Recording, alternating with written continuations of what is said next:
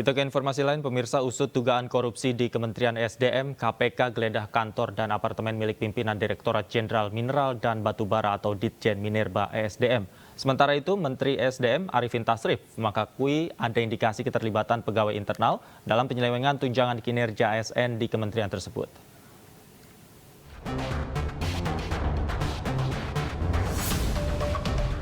Komisi Pemberantasan Korupsi menaikkan status dugaan korupsi tunjangan kinerja ASN di Kementerian ESDM menjadi penyidikan. Hal itu dilakukan usai KPK mendapat 2 alat bukti dan sejumlah pihak yang dapat dimintai pertanggungjawaban secara hukum. Kami juga ingin sampaikan mengenai kegiatan hari ini KPK di Kementerian SDM, betul ya. Jadi kami melakukan penggeledahan, gitu ya. Terkait dugaan korupsi di kantor Kementerian ESDM. Ya.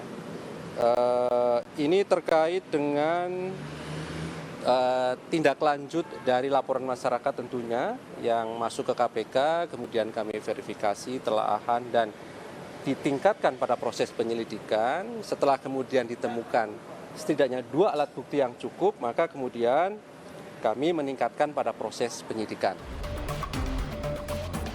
Sebelumnya pada hari Senin lalu, KPK menggeledah apartemen milik pimpinan Direktorat Jenderal Mineral dan Batubara atau Ditjen Minerba ESDM. KPK juga telah menggeledah kantor Ditjen Minerba ESDM di Tebet, Jakarta Selatan dan kantor Kementerian ESDM di Jakarta Pusat. Sejumlah dokumen termasuk SK pegawai hingga surat perintah pembayaran tunjangan diamankan dalam 2 koper oleh tim penyidik KPK. Menteri ESDM Arifin Tasrif membenarkan adanya indikasi dugaan korupsi tunjangan kinerja pegawai di kementerian yang dipimpinnya. Pihaknya saat ini masih menunggu hasil pemeriksaan KPK.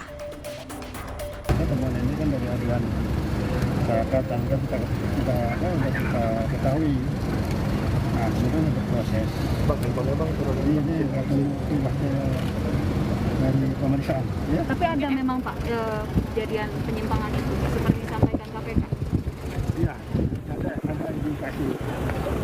Keterlibatan dari pegawai internal sendiri juga ada berarti Pak? Iya.